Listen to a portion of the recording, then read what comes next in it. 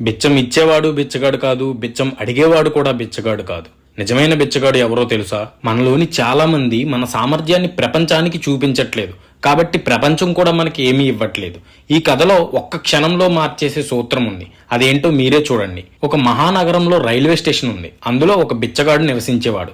Station platform మీద పడుకోవడం, రోజు అక్కడ ట్రైన్స్ లో ప్రయాణం చేసే ప్రయాణికుల్ని అడుక్కుంటూ బ్రతికేవాడు. ఒక రోజు అలా అందరినీ అడుగుతూ ఉండగా అతను పొడవైన బాగా మంచి బట్టలు ధరించిన వ్యక్తిని గమనించాడు. ఆ బిచ్చగాడికి ఈ వ్యక్తి చాలా ధనవంతుడిలా కనిపిస్తున్నాడని లోపల అనుకున్నాడు. నేను అతన్ని అడిగితే అతను ఖచ్చితంగా నాకు మంచి మొత్తాన్నే ఇస్తాడని తనలో తాను అనుకుంటూ ఆ వ్యక్తి వద్దకు మెల్లగా నడుచుకుంటూ వెళ్ళాడు. ఆ వ్యక్తి ఒక బిజినెస్ మ్యాన్. బిచ్చగాడు వెళ్లి డబ్బులు అడగగానే అతను బిచ్చగాడి వైపుకు చూసి, నువ్వు ఎప్పుడూ ఇతరుల నుండి అడుగుతున్నావు, కానీ నువ్వు ఎవరికైనా ఏదైనా ఇచ్చావా అని అన్నాడు. దానికి ఆ బిచ్చగాడు, సార్, నేను కేవలం బిచ్చగాడిని. నేను ఎప్పుడూ అడుగుతాను, ఎందుకంటే నా దగ్గర ఇవ్వడానికి ఏమీ లేదు.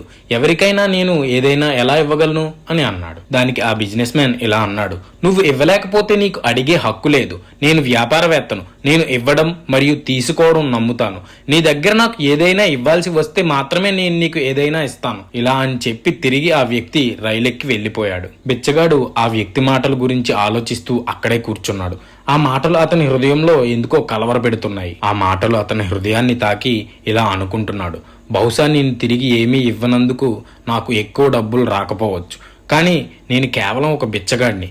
చాలా ఆలోచించిన తర్వాత నేను ఇతరులకు ఏమి ఇవ్వగలను అని అతను లోపల బాగా ఆలోచిస్తున్నాడు. ఇప్పటి నుండి నాకు ఎవరైనా డబ్బులు ఇస్తే నేను వారికి ప్రతిఫలంగా ఏదైనా ఇస్తాను అని తనలో తాను నిర్ణయించుకున్నాడు. కానీ ఒక ప్రశ్న అతన్ని కలవరపెడుతుంది. 2 రోజుల పాటు చాలా ఆలోచించాడు. బిచ్చగాడిగా నేను ఏమివ్వగలను అని తనలో తాను ఆలోచిస్తూనే ఉన్నాడు. 3వ రోజు కూడా అతను స్టేషన్ దగ్గర కూర్చుని విపరీతంగా ఆలోచిస్తున్నాడు.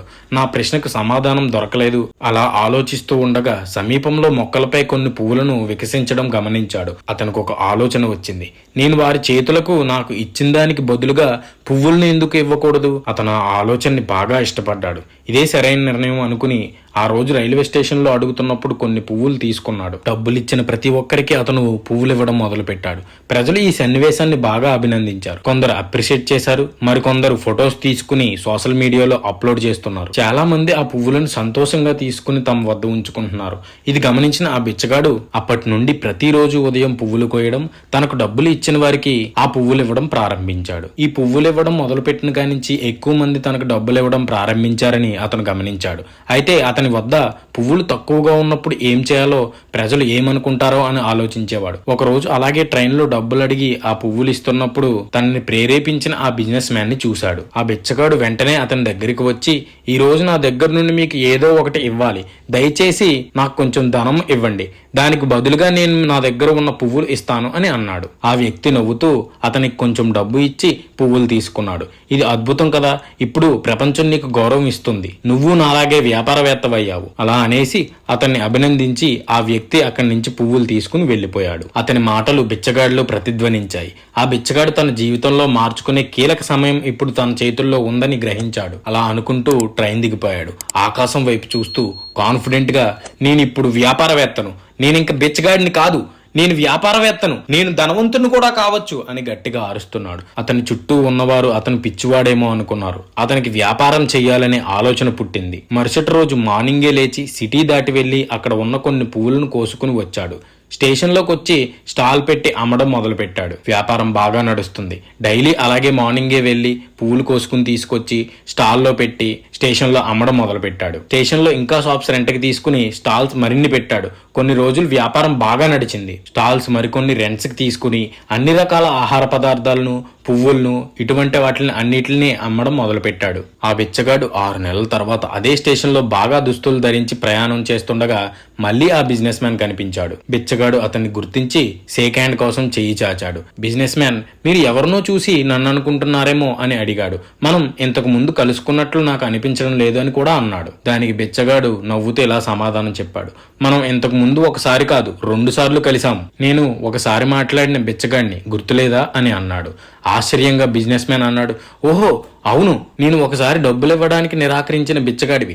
రెండోసారి నేను నీ నుండి పువ్వులు కొన్నాను, కానీ ఈ రోజు నువ్వు చాలా బాగా దుస్తులు ధరించావు, ఇప్పుడు నువ్వు ఏం చేస్తున్నావు అని అడిగాడు. దానికి అతను, అవును, ఆ బిచ్చగాడిని నేనే అని సమాధానం ఇచ్చి, ఈ రోజు నేను ఒక విజయవంతమైన పూల వ్యాపారిని, స్టేషన్లో నాకు చాలా స్టాల్స్ కూడా ఉన్నాయి, నేను వ్యాపారం కోసం వేరే నగరానికి వెళ్తున్నాను అని అతను తన మాటల్ని కొనసాగించాడు. మనం ఇచ్చినప్పుడే మనం పొందే ముఖ్యమైన జీవిత నియమాన్ని నువ్వు నాకు నేర్పించావు. ఈ నియమం నా జీవితాన్ని మార్చేసింది. నేను బిచ్చగాడిని కాదు, నేను ఎల్లప్పుడూ వ్యాపారవేత్తనే అని మీ వల్లే నేను అనుకున్నాను. నన్ను నేను అలా చూడడానికి కారణం మీరే. కొంతమంది ప్రజలు నాకు డబ్బు ఇవ్వడానికి నిరాకరించేవారు, కానీ మీరు అలా కాకుండా నన్ను ఆలోచించేలా చేశారు. నేను వారికి ఇచ్చిన పువ్వుల కోసం వారు డబ్బులు చెల్లిస్తున్నారు. నేను సంపాదించిన డబ్బును ఉపయోగించి మరిన్ని పువ్వులను కొన్నాను. అలా నేను ఈ రోజున ఒక వ్యాపారిగా మారాను. నువ్వు నాకు నేర్పించిన నియమానికి ధన్యవాదాలు అన్నాడు. ఇద్దరూ అలా నవ్వుకుంటూ వారి ప్రయాణాన్ని కొనసాగిస్తున్నారు. ఈ కథ మనకు శక్తి గురించి ఒక లోతైన పాఠాన్ని నేర్పుతుంది. Self understanding and self awareness. మనం తరచుగా మనకు సాధ్యం కాదనో, విజయం అనేది మనకు దూరమనో భావిస్తూ ఉంటాం. ఇది మనల్ని మనం తక్కువ చేసుకున్నట్లే చూపిస్తుంది. తాను కేవలం బిచ్చగాడనే భావిస్తే అతను జీవితంలో ఏం సాధించకుండానే మిగిలిపోదుడు. కానీ నిజమైన మార్పు తన దృష్టిని తీసుకోవడం నుంచి ఇవ్వడం వైపు మార్చినప్పుడు అది అతని మనస్తత్వంలోని మార్పుతో మొదలైంది. దయతో కూడిన చిన్న చర్య అయినా లేదా ఎవరికైనా విలువైనది ఇవ్వడమైనా అలా చేస్తే మనకు కొత్త అవకాశాలు తెరుస్తాయి. ఇది కేవలం ఒక వ్యాపార నియమం కాదు, ఇది జీవించే కళ. ఇది పరస్పరం లాభం మరియు మంచిని పెంచుతుంది. ఇంకొక ముఖ్య విషయం ఏంటంటే, విజయం అనేది మన సెల్ఫ్ కాన్ఫిడెన్స్ పై ఆధారపడి ఉంటుంది.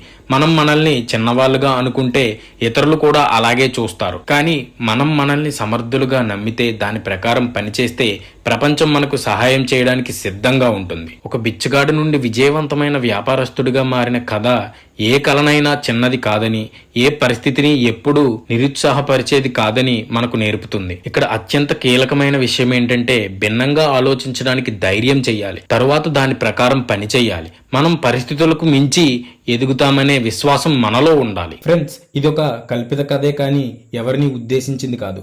ప్లీజ్ దయచేసి మా ఈ ఎఫర్ట్స్ని, మేము చేసే హార్డ్ వర్క్ని సపోర్ట్ చేయండి. మీకు ఇంకా మంచి మంచి స్టోరీస్ మీ ఫేవరెట్ సెలబ్రిటీస్తో చేస్తాం. మాకు మీ సపోర్ట్ కావాలి. లైక్లు, కామెంట్ల వర్షం కురిపించండి. తెలుగు సినిమా అభిమానులైతే సబ్స్క్రైబ్ చేసుకోండి. ఈ వీడియో ఫేవరెట్ ఫ్యాన్స్కి, మీ ఫ్రెండ్స్ అండ్ ఫ్యామిలీ మెంబర్స్కి షేర్ చేయండి. నేను మళ్ళీ చెబుతున్నా, ఇవి ఏఐ జనరేటెడ్, కల్పితం మాత్రమే. ఏదైనా ఇష్యూ ఉంటే డిస్క్రిప్షన్లో ఉన్న మా మెయిల్కి మెయిల్ సెండ్ చేయండి. నెక్స్ట్ వీడియోలో కలుసుకుందాం. బాయ్.